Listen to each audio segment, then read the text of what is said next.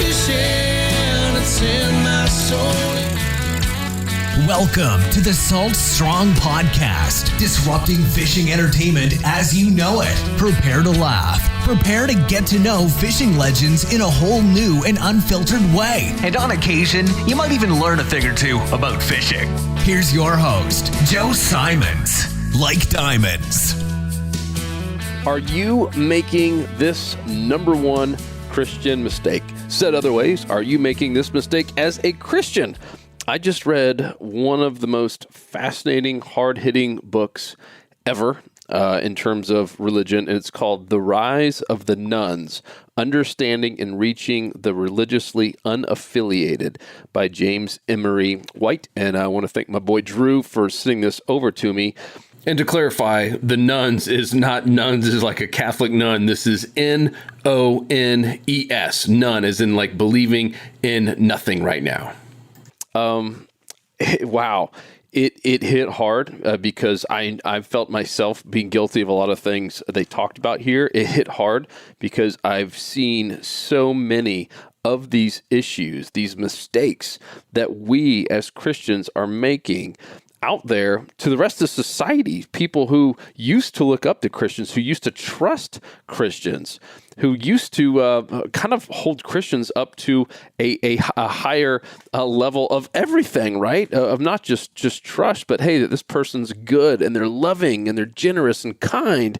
And yet that's not how the majority of the nation or even the world describes Christians right now. And I think especially this past year with all the political stuff, and I saw so many Christians taking the side of Donald Trump. Now, that does not mean he wasn't a good president. That does not mean he didn't do a lot of stuff, but that dude is not loving at all. He is not kind and accepting at all. And you can disagree with me all you want there, but take a step back.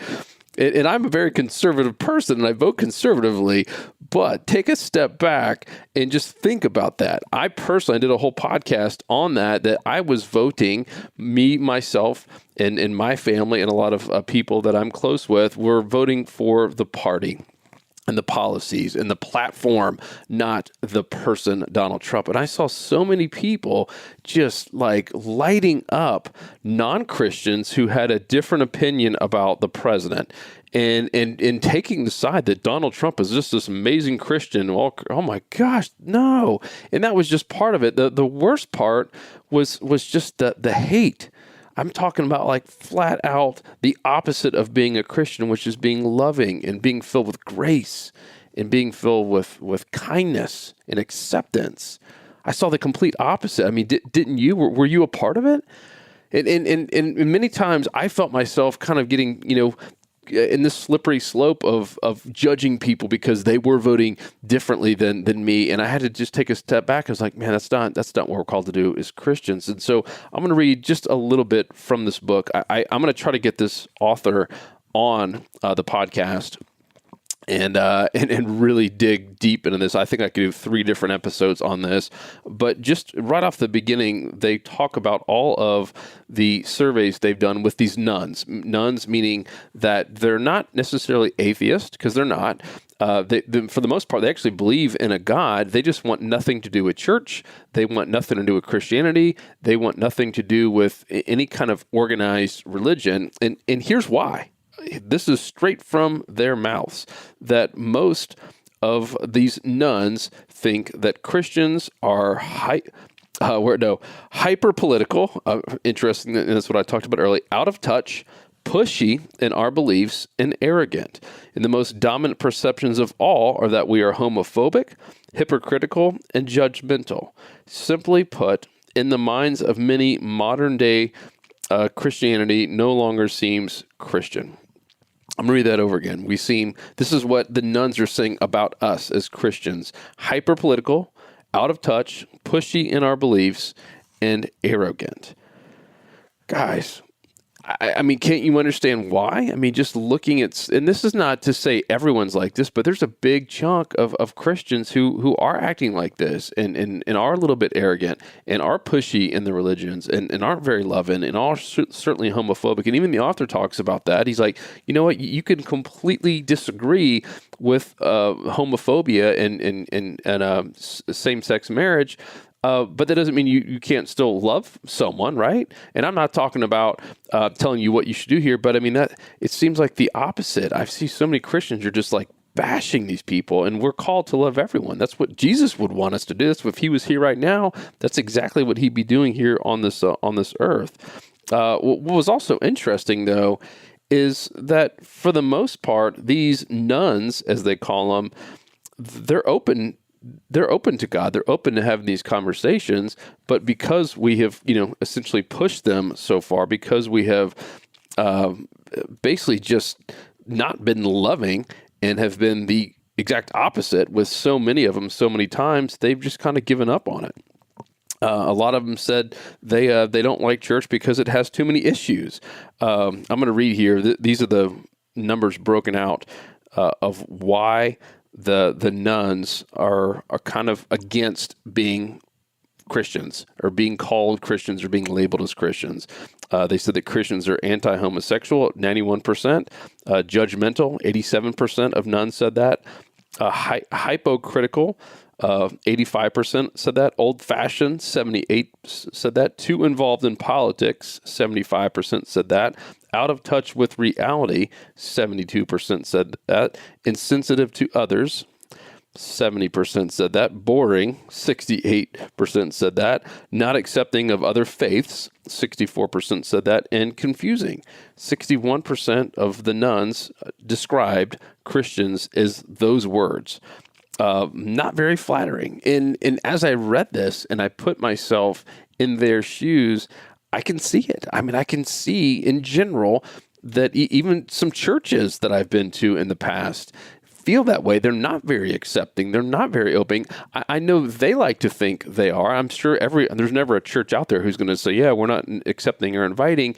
But yet, and maybe you've experienced this where, a church is kind of treated you wrong, or maybe you didn't look and act like them and you kind of felt ostracized and not accepted. And that was a common theme throughout this. And most of them seem to just dread church. In general, the nuns are saying that, in their opinion, that church is all about money and power. And if you're a church leader, I think that's something that you and we, in general, as Christians, need to take very, very, very seriously. That if that's the perception they have, like how do we change that? Because I know that's not the truth. You as a Christian, hopefully listen to this, and you might not be a Christian. You might be one of the nuns listening to this. If you are a nun, I can sympathize with you. I can understand why that could be the perception. Because if right off the bat, you don't feel the love.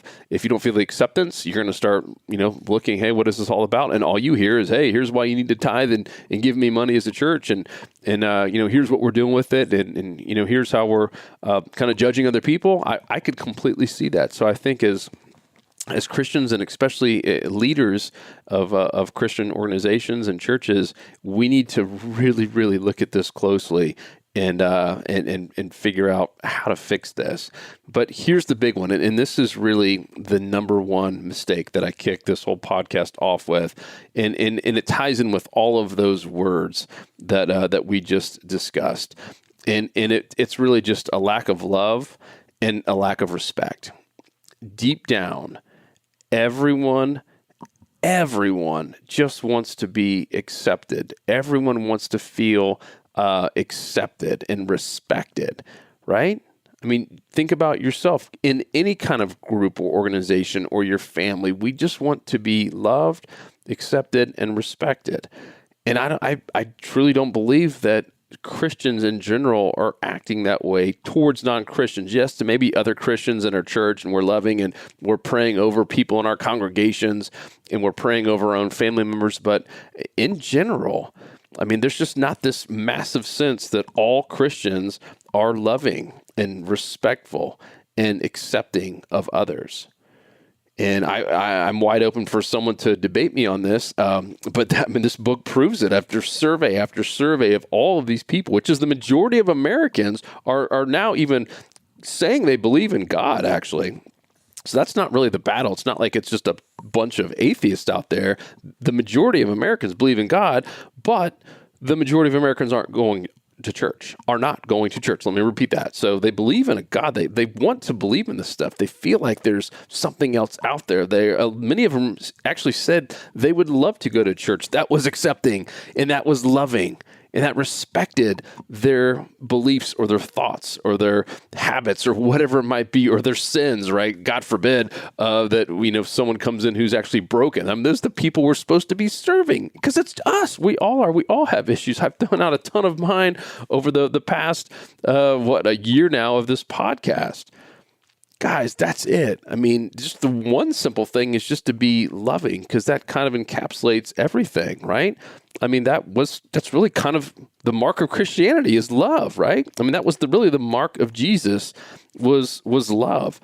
He demonstrated love in almost every scenario, including to people who no one else would talk to, and people thought Jesus was crazy for even talking with them and hanging out with them. And yet, time and time again, he demonstrated love. And so that, to me, is the number one mistake. That's where we're missing the mark. That's where we're missing our chance to make an impact in this world and to share the message of God, to share the message of Jesus. It's got to start with love. If we're not being loving and respectful and accepting of everyone, that doesn't mean we have to agree with every decision they make. No. Of course not. But I feel like that's what we're doing. It's almost like we have this antagonistic society now where everyone just wants to debate each other, and you're wrong and I'm right.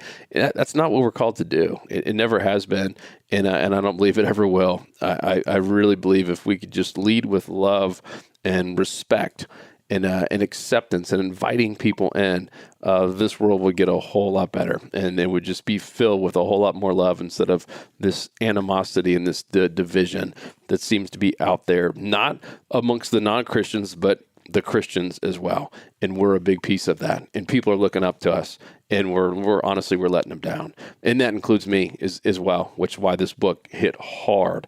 As I read it and read through it again, it's just like, wow. So I am going to get the author on here, at least try to. I will talk about this again, called The Rise of the Nuns. But the one thing that, if you're still here listening to this, to take away is just be more loving, in those times that come up, because they will, where you want to be judgmental. We're all wired that way. I get it. That maybe you want to look down upon someone because they're different than you, or they did something really bad, I sin a little bit, but this person really did some bad stuff.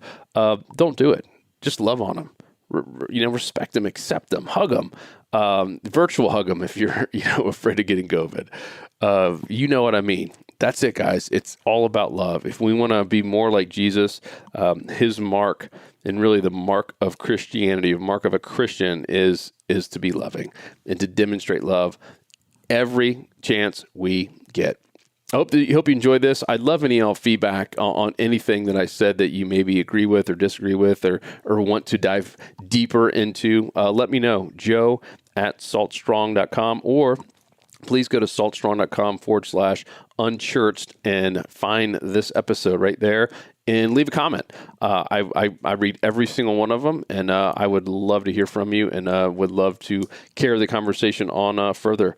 And hope this was helpful. And I hope you read this book too. Wow, I really believe if just all the pastors and the leaders of different churches and organizations read this, it would really, really help. I mean, talk about just some insight into where we are letting people down, where we were letting the unchurched down, or now what we're calling the nuns.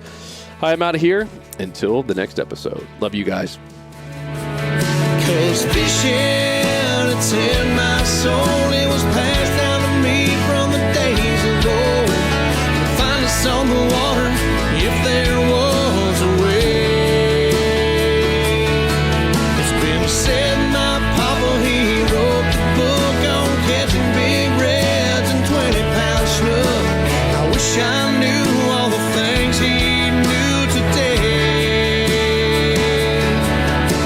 For he's the reason why we are this way. And he put fishing in our soul.